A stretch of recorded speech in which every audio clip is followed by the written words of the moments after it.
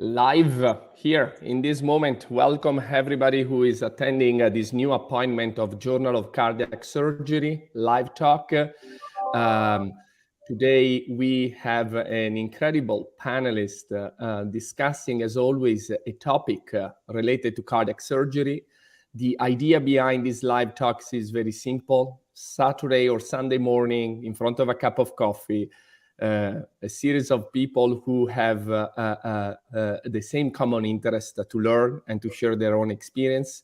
We take a topic or on publish on a journal, publish on a paper that was submitted to the Journal of Cardiac Surgery, and we discuss friendly with a group of colleagues. The idea is learning something on a weekend to apply on Monday morning. So with this sense, I will give the floor to Irbat's Hamid, who is an I6 resident from Yale University, and he is also part of the Journal of Cardiac Surgery social media editorial board. So he can introduce all of us. Thanks, Mr.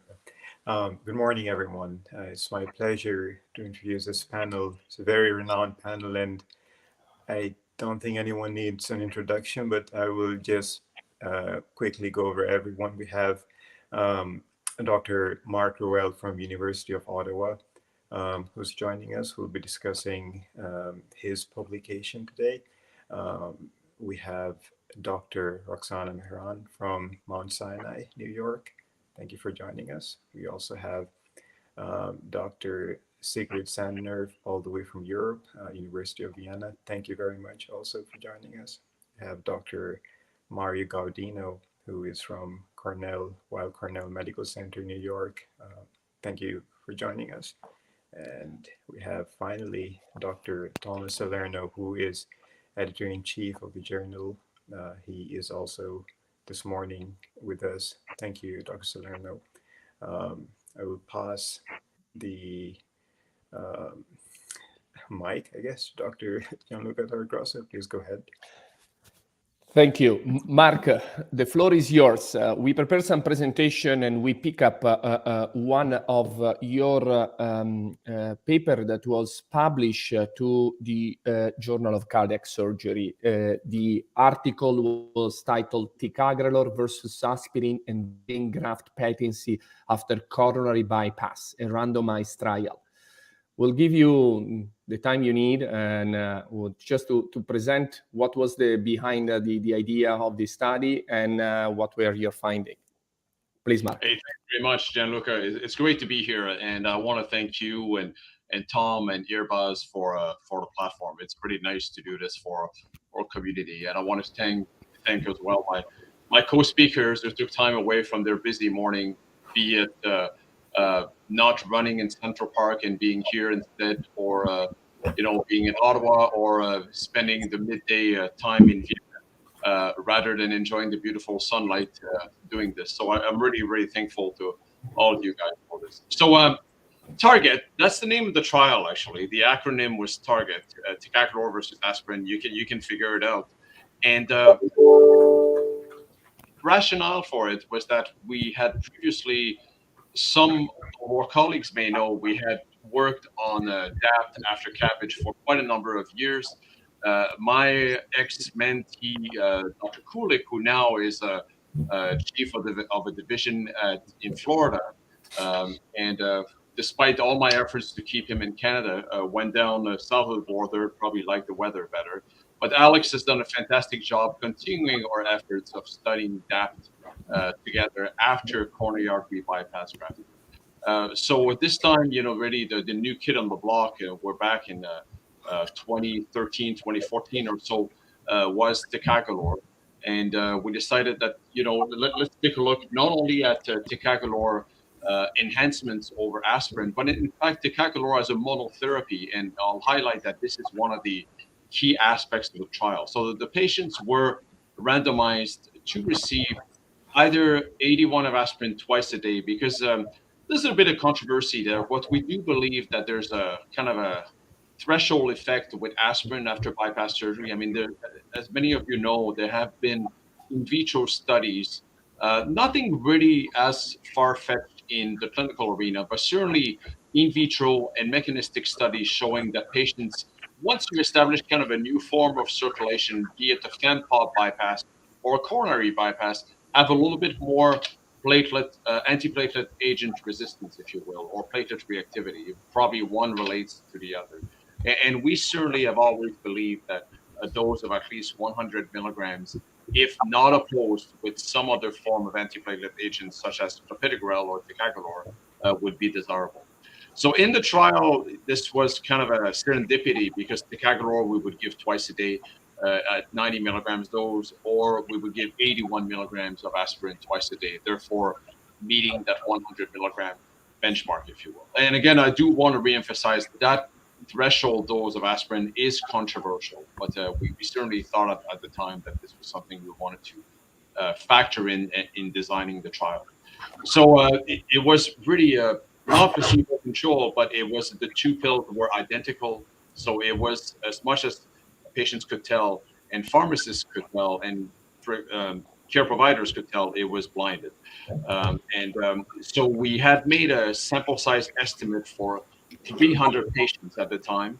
The sample size was based on an effect difference with the primary outcome being graft patency of 10% on CT scan at 1 year. So we had hypothesized fairly large effect size difference of about 90% patency at 1 year in the ticagrelor group versus 80% in the aspirin group. It was a superiority trial. It was powered as such, and we came up with a sample size of 300. I think we started our recruitment around 2014 or so, and we finished 5 years later. So we did this at two centers, at the Lynn Heart and Vascular Institute, where Alex leads the show, and at my center in Ottawa, at the Ottawa Heart Institute. The distribution of patients was fairly similar between the two centers. These were mostly on-pump CABG patients. And essentially, we called them back at 1 year and 2 years for them to have a CT scan, undergo CT, and determine what the graft patency on CT would be. So this table one, as is pretty characteristic of any paper, shows the patient characteristics. I would highlight a couple of things. The age of the patients. Because we are a predominant multi-arterial grafting center, we had to find patients who would have saphenous vein grafts being used. So as a result, certainly at my institution, this drove the patients to be older. We usually use multiple arterial grafts up to the age of about 70 years old. Again, we could talk the whole day about this artificial threshold or not. But as a result of that, you can see here the mean age is 68 years of age. If you look at usual coronary artery disease intervention trials, be it Excel or Syntax or other surgery trials, you'll find that usually the average age is low to max mid 60s. So these patients clearly were a little bit older by at least 3-4 years, which on an average report is quite large. Most patients were on aspirin before, some of them were on DAPT, and etc. We try to exclude as much as possible acute coronary syndromes because of the emerging evidence, still somewhat unclear, but the emerging evidence that patients who've had an ACS should be on DAPT for about a year after CABG. Go ahead, next slide, please. So this is a primary outcome results. Essentially, it was, again, CT scan, CTA, graft evaluation at 1 year, as per the intention to treat analysis. As you probably figured by now, the trial was neutral. It was not negative. There was no indication of harm in the ticagrelor group. And I like the distinction, which, again, not everyone agrees with, but I think neutral is very different than negative. So it was neutral, but there were some snippets of, again, which may raise controversy, but certainly from a numerical point of view, there were a couple of things suggesting that maybe there's something there. I think, as we wrote in the discussion to the paper, we cannot exclude with certainty that ticagrelor in a BID dosing versus aspirin BID at 81 milligrams for each dose does not have an effect. We have not been in a position to do that, because as I was saying earlier, the trial was cut short a little bit, and we're not really powered to show that it's not there. But take a look at this table 2 here. A vein graft occlusion in the aspirin group was 17% versus 13% in the ticagrelor group. Now, we're very far from even calling this a trend, and I don't really want to highlight it from a scientific point of view. But I'll give you another kind of eyebrow-raising result, which is in the few patients who had off-pump bypass surgery, which were probably my patients in large part in the trial. Again, ticagrelor versus aspirin. The vein graft occlusion on CT scan at 1 year in the ticagrelor group was 7%, versus in the aspirin group was 23%. Now, there were very few of those patients, so the p-value is 0.35. But again, suggestive, if you had many studies like this and you pull them together, which Sigrid and Mario and others have done expertly over the summer and published in JAMA, maybe there would be some evidence of a benefit there. And I think this is what the meta-analyses have shown, and we'll get to that a little bit later. Next slide, please. The other thing that's remarkable, which we see Rox and others would be interested, are the good outcomes of CABG, essentially, right? Here, we've had at 1 year, these are results at 1 year in 68-year-olds again. They're not 64-year-olds, they're not 63-year-olds, right? With a 1.6% death at 1 year rate of incidence. And again, a little signal perhaps with regards to any bleeding events, 7 versus 4%. Again, very far from what you would even call a trend in p-value. But again, some signal which you might think if we pool several studies that kind of go in the same direction, we might find what Dr. Sadner and Gaudino and others found over the summer with regards to ticagrelor DAP versus aspirin alone. So this is pretty much it. Again, good long-term results. I would just finally highlight that the outcome here was subclinical. We know that graft occlusion is in the vast majority of cases a very indolent event. And I will say something maybe a little controversial, and I know Rox will probably jump at it, but I'm always troubled when I see table 2s of PCI versus CABG papers that compare stent thrombosis or even restenosis versus graft occlusion, because they are completely different events. The mortality rate of a stent thrombosis, as we know, can be as high as 40–50%. That of graft thrombosis or graft occlusion is extremely low. It's probably sub 1% in most patients. So anyways, here we see there were a few graft occlusions, but certainly very few that would translate into a clinical outcome difference or any clinical outcome actually notable for the patient at 1 year. I cannot tell you whether those graft occlusions were the ones leading to, for instance, cardiovascular death, the 2 that were seen in the aspirin group. But that would be for subsequent analysis, and obviously for very, very small numbers. So this is, in summary, what the target showed. I want to thank the Journal of Cardiac Surgery for the privilege and opportunity of publishing our paper. I know Alex and his team are very thankful as well to you guys for that platform. Thanks. Marc, fantastic presentation. Thank you so much. And really important data that comes with the idea of, can we do better in respect of antiplatelets therapy after surgery? Is there something that is it time to move away from giving aspirin and just send them home? And in this sense, I ask Sigrid, who recently published together with Mario a beautiful meta-analysis and a systematic review on JAMA about the association of dual antiplatelets therapy with ticagrelor and vein graft failure after coronary bypass graft.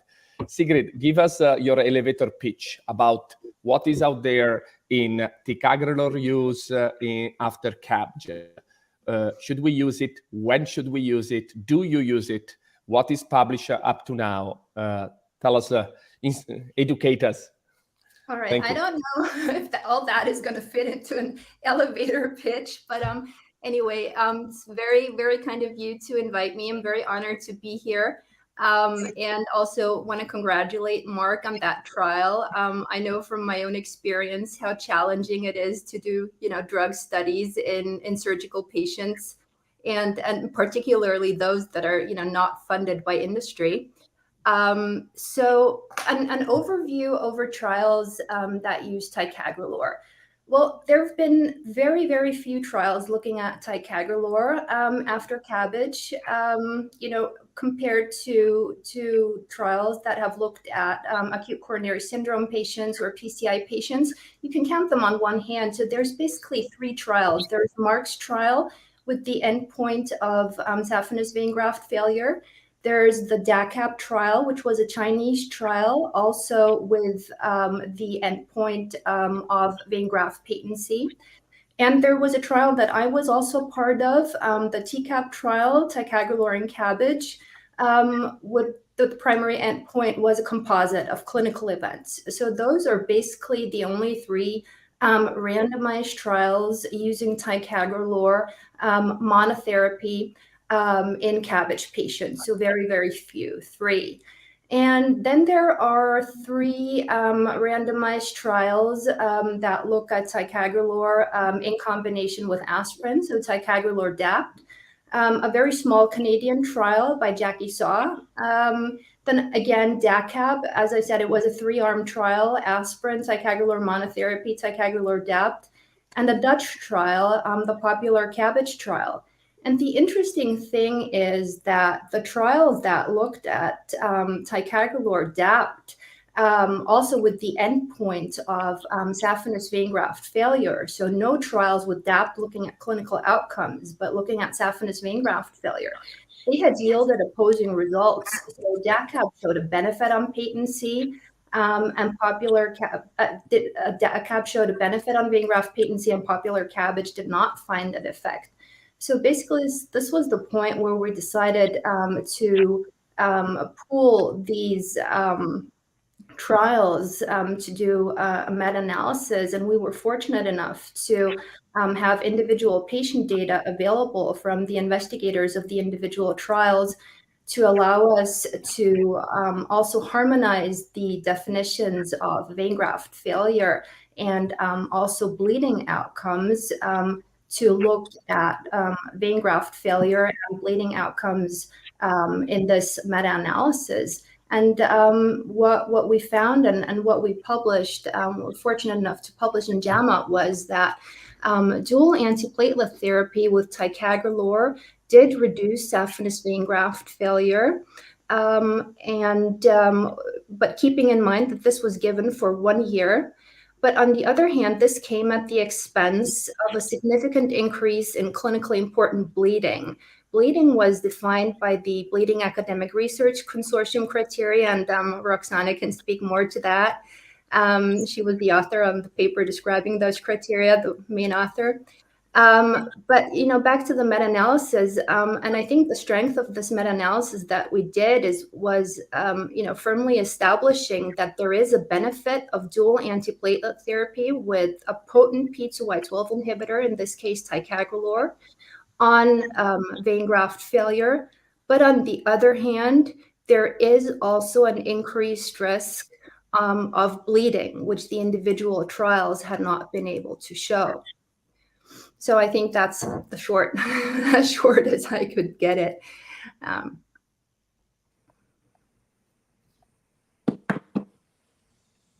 Here we are. Sorry, I received a phone call and everything disappeared in front. Sigrid, thank you so much. I think this was very, very important to summarize what is out there, what do we know. Roxana, tell us a little bit more about what do you think about the paper we just presented? What do you think about the use of ticagrelor in cardiac surgery? One of my mentor in Padova when I was a resident was Sergio Dalla Volta, a cardiologist that in Padova was very highly respected. And he used to say a joke. He says, do you know what 2 cardiac surgeons do in front of an EKG? And the answer was a double blind. So I believe, because he was always saying that the cardiac surgeons don't know how to read EKG. A little bit, I think that other than Sigrid, Mario, Marc, and very few of us who have a good knowledge about antiplatelet therapy, the average cardiac surgeon up there just discharge their patient on aspirin, doesn't give, this is what we have always done. We don't have a deep knowledge. What do you think about all of this topic? What do you think we should bring home for and applying on our patients on Monday? Please. So first of all, I want to Thank you, Gianluca. And I'll call everyone by their first name if it's okay. And really a pleasure and an honor to be with all of you here today. And so happy that cardiac surgeons are interested in interventional pharmacology, which I think is really, really important. The background therapies and the medical management of our patients, whether they undergo bypass valve surgery or coronary intervention and peripheral intervention, what have you, is really, really important. In fact, if we want patients to live longer, we need to optimize their medical management with whatever procedure we do with them. So to see that our cardiac surgeons are so engaged in figuring out and giving the best possible medical management of these patients, especially now on antiplatelet therapies, is music to my ears. And there's no one better than Marc Ruel, who's very, very committed to the best possible outcomes with his procedures. Especially, he's dominating, him and Mario are dominating the importance of total arterial revascularization. And despite that, he was still looking to improve and enhance the best possible result for whoever is using vein graft intervention, vein graft as a conduit. For years, I've been very focused on conduit patency. I was one of the first people who looked at the POEM trial with angiographic results. And now here we are looking a couple of decades later. We have fantastic technologies to do these trials in much larger and much better way. Despite that, it's extremely difficult to do these trials. So, Marc, you should be congratulated for performing a study like this on an area that you're trying to get away from, enhancing and improving vein graft patency, when you're completely focused on total arterial revascularization. You really should be congratulated, because you also understand that most surgeons are using vein graft conduits, despite the fact that we know arterial conduits are better. Now, getting to your trial design, I also congratulate you how difficult it is to get these patients back for those imaging studies. And you did your best, but it wasn't perfect, right? I mean, so often you have to think about, how many more patients do I have to put through the experiment to get the surrogate endpoint? It's not about whether they're alive or not, whether they have clinical endpoints. I'm looking for a surrogate endpoint, which is vein graft patency, and I'll need that imaging study to make sure that I have the best possible answer. So of the 250 patients, you were able to bring in about 200 of those patients, if I'm correct, for your follow-up. It's still quite good, but it's not perfect, right? And so that would be the first thing. But you had about 588 or so vein grafts to look at. But when you're looking at pharmacology, the vein graft, you have to look at the patient-related outcomes, not a per vein graft, right? I mean, it's because there are, of course, other things that goes on. So no matter what you do, in my mind, when you're doing a randomized clinical trial, more is better. But it's very difficult. It's costly. It's time consuming, especially CT angiography, that half the time we have to make phone calls to try to get approval for those imaging studies. So again, fantastic. You showed no difference. But when you study like that, to me, it doesn't mean that a difference doesn't exist, because I'm not so sure that this is completely definitive, that ticagrelor monotherapy is not working against aspirin BID, that aspirin BID is just as good.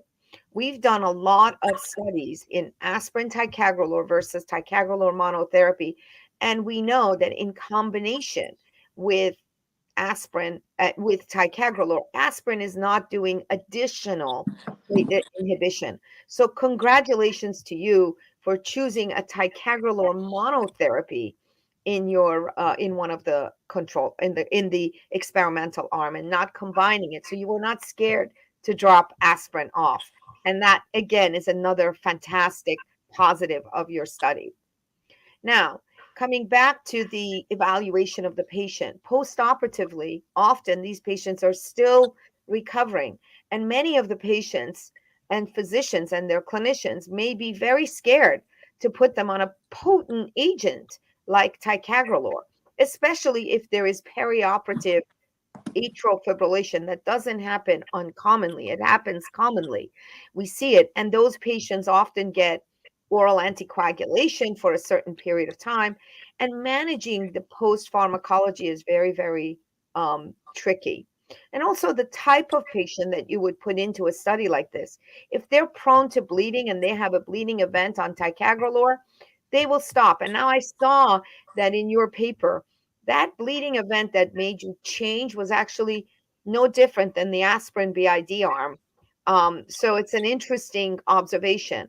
But again, I think your study helps us understand better that such a study is possible, that we perhaps should be taking this in a longer, larger, bigger study to really evaluate the role of ticagrelor monotherapy. Because even in the meta-analysis that Sigrid and Mario invited me to be a part of, and I'm really honored to be a part of that, the ticagrelor monotherapy studies were few and far in between. So to me, this is a launch of a new way to think about managing patients postoperatively. You won't have to be scared of the bleeding as much because it's no different than aspirin. It looks like that in your study.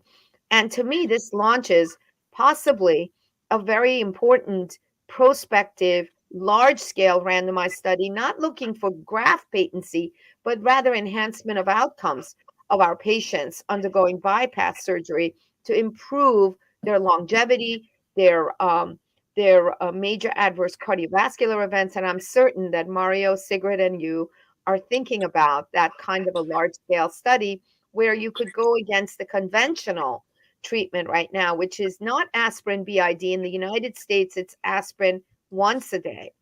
So we really have to rethink and reset and reboot.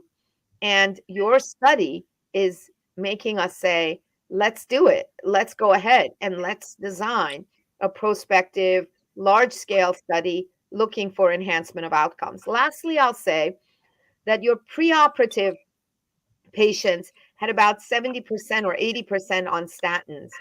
We are now learning more and more. The fact that your graft patency rates are at a low level, where previously in prior studies they were as high as 30% at 1 year, if you remember and recall, on several other pharmacologic studies. We are now very, very aggressive in statin therapy, and I'm glad to see. And I don't know what what our surgeons and clinicians are doing post bypass, but getting that LDL below 50 now, the new recommendations below 50.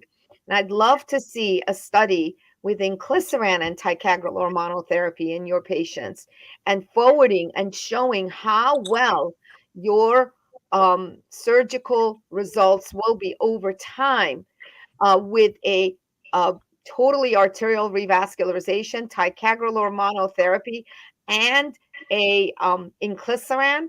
I don't think PCI could beat you at all. So there you go. And I'd love to see us design that kind of a trial in a prospective, randomized, placebo-controlled fashion. So I look forward to that.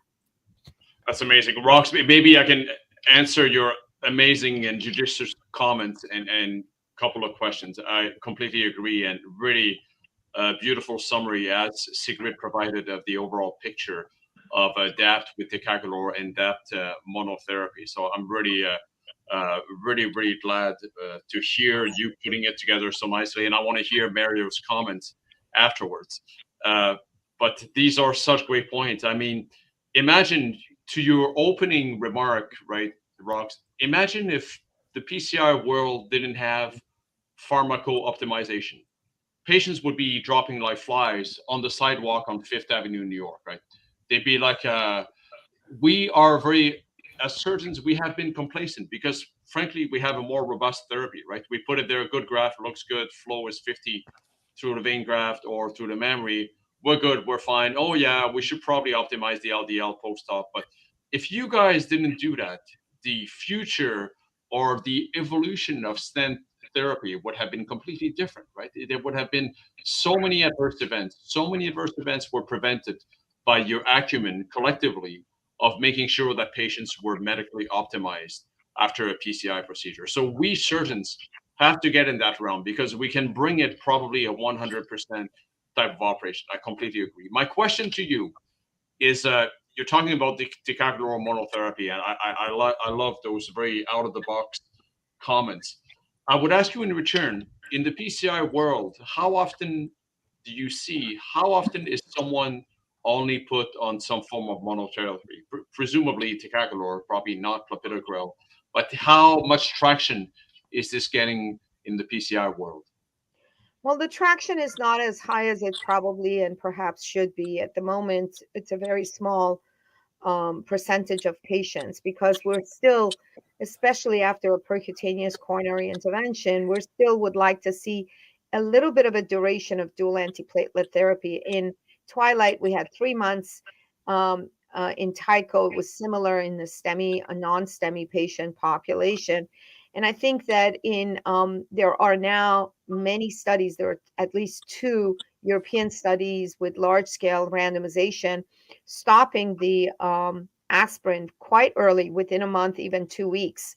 We also wanted to do a STEMI, Twilight STEMI study where we would stop within 2 weeks after or even a week, shortly thereafter the PCI, because aspirin is not really doing much more, and then going to a ticagrelor monotherapy compared to, continuing onward. So there's no question that is sort of up and coming. The class recommendations at the moment for is a class 2A in the U.S. guidelines, where we get to have a ability for a short duration, 1 to 3 months of dual antiplatelet therapies, and then therapy. But I think the uptake, when change is always slow when there's something new like that comes up. So we have a pretty slow uptake, but I believe the future is now, even for chronic maintenance post PCI, is not aspirin indefinitely, but really questioning whether we should be giving the patients a P2Y12 inhibitor monotherapy indefinitely. And that's the topic of a PCORI grant that I sent over for 20,000 patients evaluation for chronic maintenance therapy, clopidogrel versus aspirin or ticagrelor versus aspirin, depending on what clinicians want, because I do believe that based on host exam, we saw lower bleeding and lower ischemic events with clopidogrel compared to aspirin for chronic maintenance. So this whole field of monotherapy with a P2Y12 inhibitor will continue to gain traction. And it's not one size fits all. And I think that's the important thing. It's about certain patients depending on their bleeding and ischemic risk. And most of the patients who have high bleeding also have a high ischemic risk because they're just studded with risk factors. And those are the patients where these novel ways of withdrawing aspirin is going to be very beneficial. So we'll see how this goes as time comes up. We're slow to change, but change is coming. Great insights and really highly relevant questions and answers ahead. I want to hear from Mario. And Gianluca, I'll pass it back to you. But Mario, you've seen this field develop for the last 15 years. Are we going in the right direction here? What are your thoughts?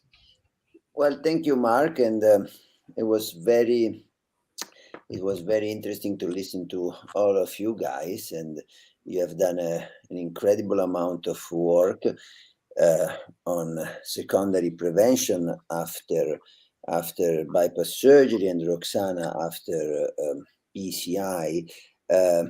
I must also remind the audience that, Mark, you were doing work on secondary prevention using statins, where I think both you and I were resident. But some of the first studies looking at the use on statins after bypass surgery and describing the effect that Roxana was describing actually came from the Ottawa Art Institute, and you were the leading author.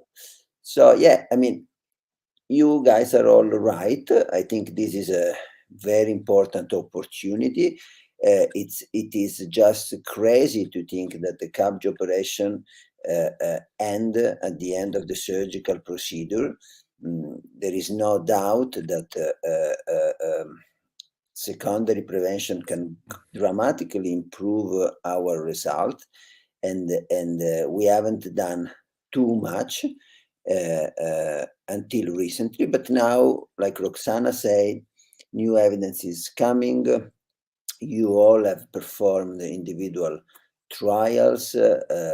Sigrid, the idea of the meta-analysis that kind of summarize the evidence, and there is more to come. There is no doubt after 30 years that we are trying to push the use of multiple arterial grafting. This is not something that the surgical community is embracing. The use of multiple arterial grafting remain low, like 30% in the best case scenario, but less than 10% in most countries. So I think it's probably much more helpful for our patient if we try to focus on maximizing the success of saphenous vein graft that remain by far the most commonly used graft material. Now, in terms of trial, I think that what I've learned from Sigrid's work on the meta-analysis is that dual antiplatelet. There is no doubt that dual antiplatelet therapy works in terms of graft patency after CABG. But 1 year antiplatelet therapy come at a price which is substantial in terms of bleeding. I do not believe that 1 year is necessary. I think that a shorter term DAPT treatment is probably justifiable because of the mechanism of injury during surgery that is very different than the mechanism of injury, and I'm discussing endothelial injury clearly, in PCI. In PCI, the drug-eluting stent per se require a longer antiplatelet effect. In surgery, the damaging effect of surgery stop at the end of the operation. So I would say that probably in surgery, we could use even a shorter dual antiplatelet therapy treatment. And as you know, we are testing that. We have designed a trial to test that. The other comment, I'm fascinated by the idea of Ticagrelor monotherapy. In Sigrid meta-analysis, there was no statistically significant difference, but there was a signal of effect for efficacy without any additional arm for Ticagrelor monotherapy. So that's also a very promising option. So I do not have anything smart to say, except that we will be all working on that, and I'm sure new data is coming very soon. Thank you. Thank you, Dr. Gaudino, and everyone for all the data. There's a lot of evidence to process here. One question that's coming to mind, Dr. Gaudino was also pointing to it intraoperatively. As the data is still developing, what are the instances in which you consider dual antiplatelet therapy based on your surgery? In my limited experience, I've seen certain instances where there is consideration given to small coronaries, and that is a factor that makes some decide to push for clopidogrel, Plavix, and aspirin, whereas in other instances they just opt for aspirin alone. There's no objective data there. The other is also when do graft, the anastomosis, the technical aspects of the surgery push you beyond the fence to consider, certain X dose of X drug for antiplatelet therapy. What is your practice like?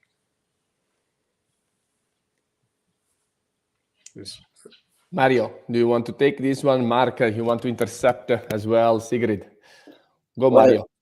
Gianluca, there is no science behind that. Every time I'm not happy about the quality of the revascularization, I will consider dual antiplatelet therapy if targets are small, conduit are small, I'm not happy about my anastomosis because maybe it was a calcified anastomotic spot.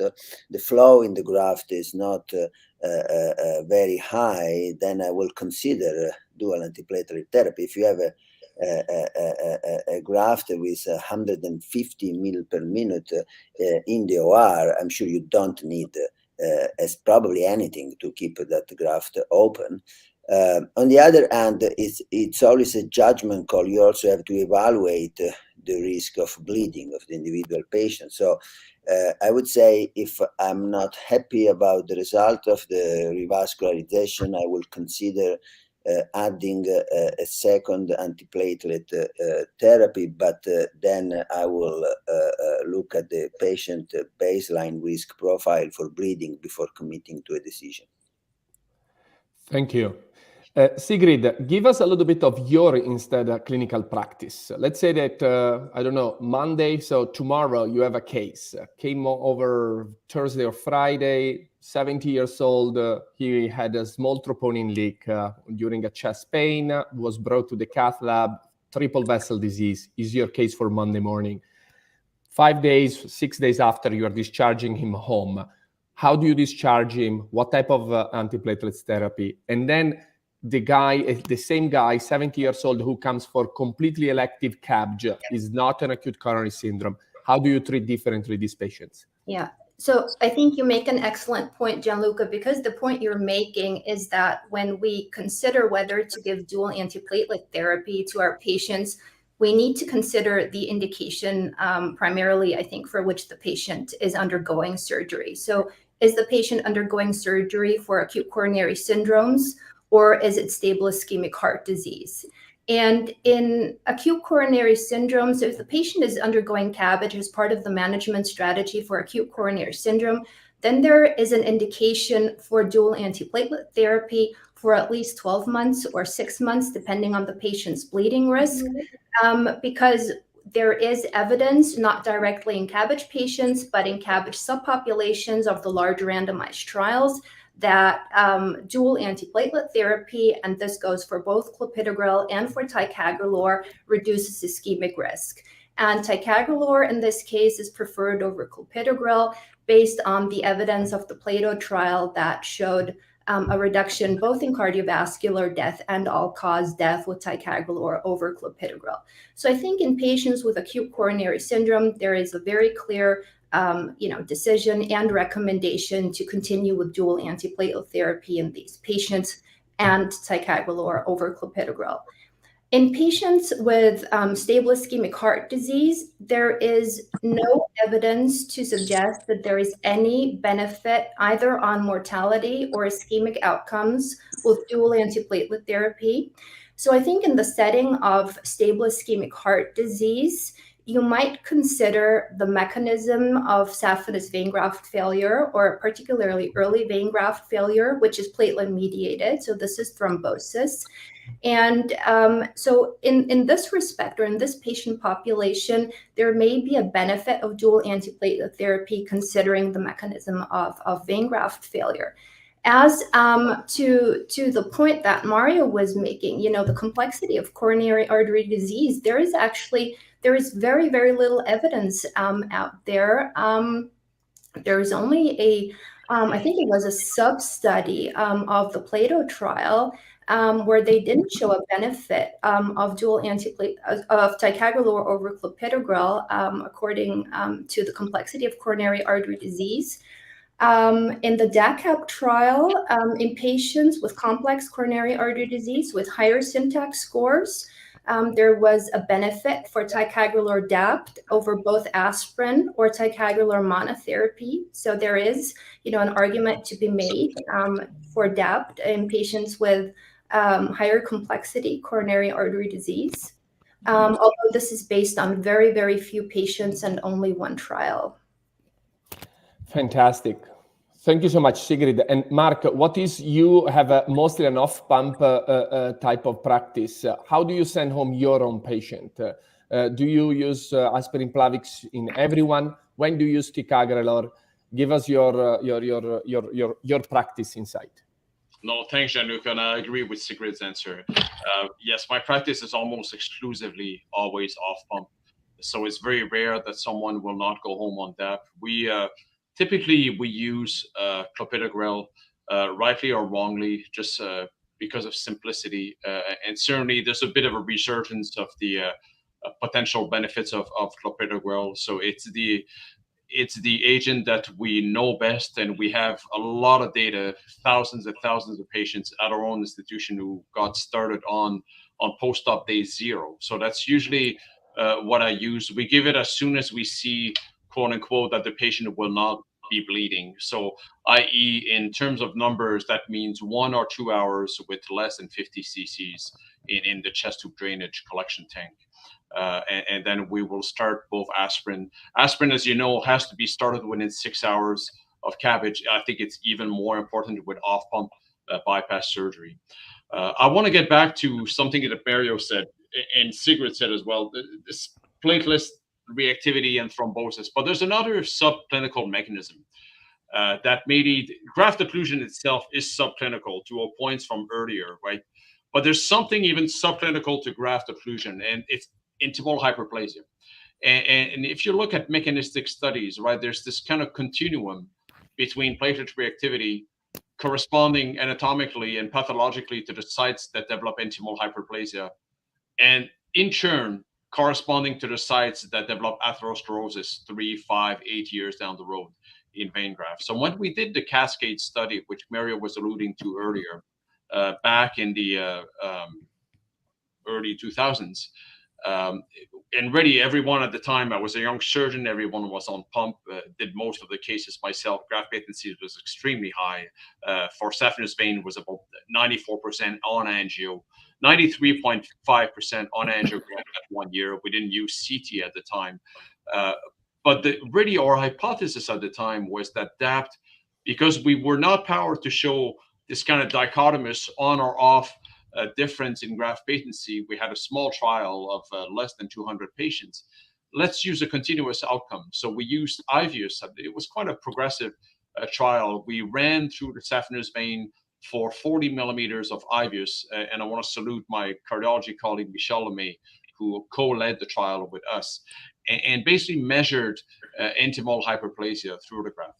So what's interesting for there was a signal that DAPT, clopidogrel, inhibited it by about 30-40%. It did not reach statistical significance, but as you can imagine, we had a number of really high quality data from these patients with angiograms at 1 year, very high level of graft patency. It was kind of this living saphenous vein graft laboratory, if you will, and many good papers came out of this trial.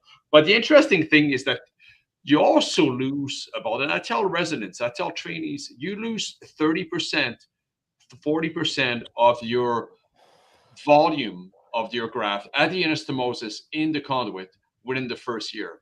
So as a result of Cascade, I make, for instance, you're asking me what would I do on Monday morning with that patient. One thing I do is I make my anastomoses big. They're all 8 millimeters and 8 to 10 millimeters, because I tell the fellow, in 1 year, 30% of this diameter is going to be gone. So add the 30% today and compensate for it. So it may be grandmotherly, it may be completely unscientifically proven, but there's a mechanism behind it. I think perhaps it makes a difference down the road. Fantastic. Earbuds. Let's give the words to some of the comments that we have received. We have received a lot of comments, and it's nice to give them a little bit of highlights. Please. Right. So there are a couple of comments here. I'll take the first question. It's talking about shortness of breath after starting Ticagrelor. This is a question I'll direct Dr. Mehran. Do you have any comments? And is this something that influences your patient selection for this antiplatelet therapy? Let me see if you're muted, Roxana. Yeah, you're muted.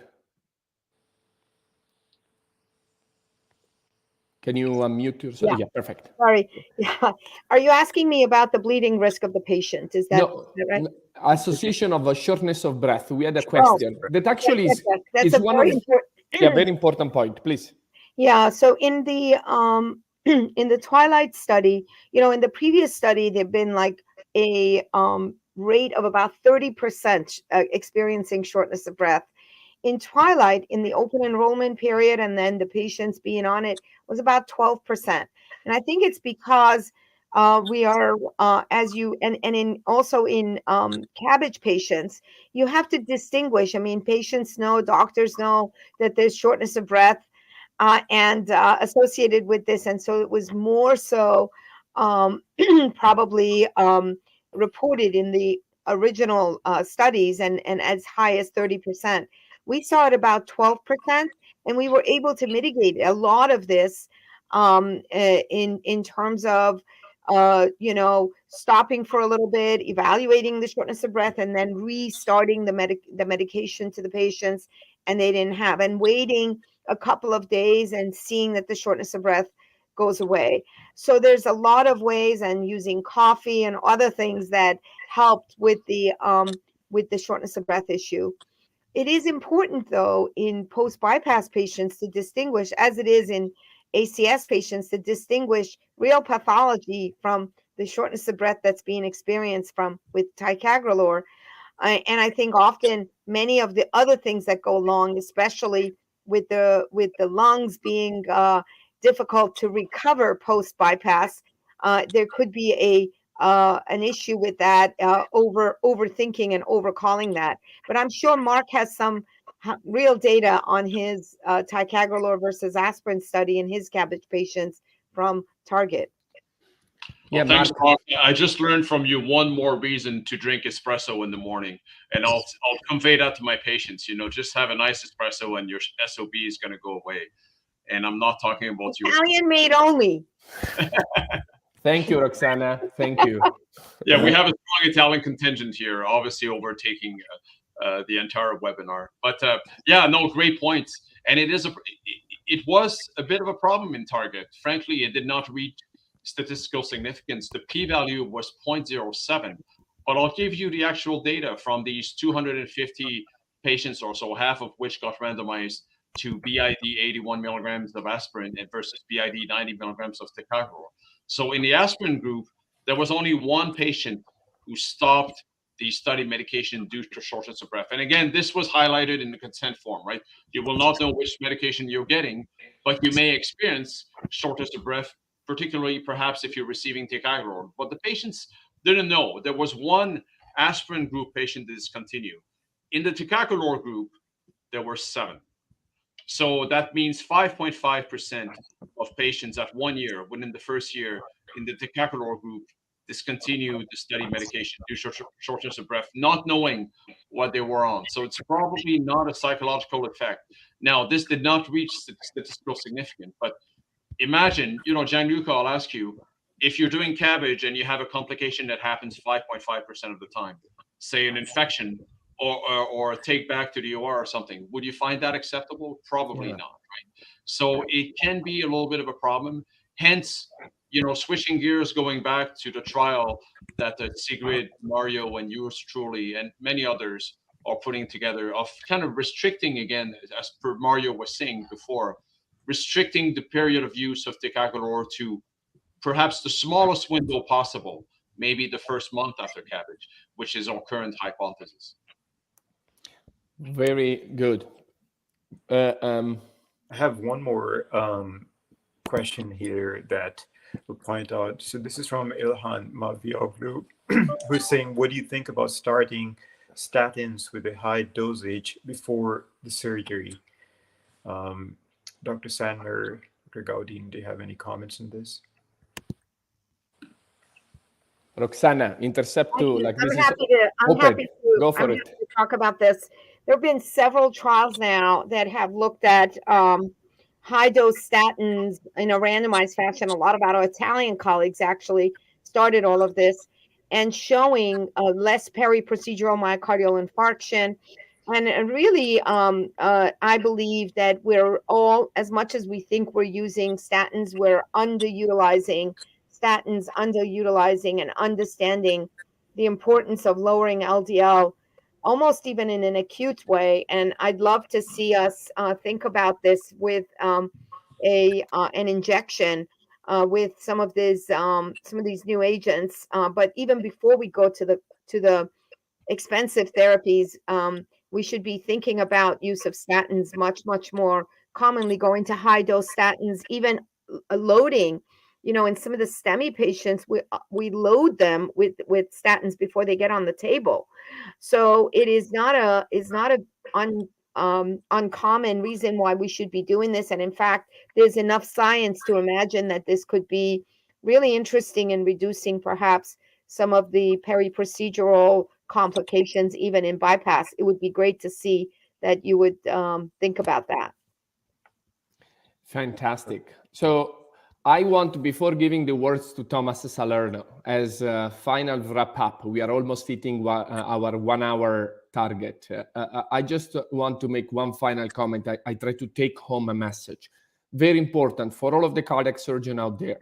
If your patient comes to the surgery after an acute coronary syndrome, remember to consider Ticagrelor as part of the therapy that you should give postoperatively. This is a pretty solid data, I will say, and it's a very, very uncommon in a lot of practices. We don't know.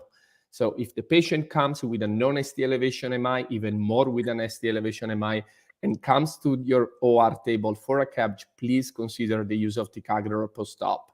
And for sure, stratify for your patient risk bleeding is your own choices, but make that as part of your own personal flow chart before discharging patient.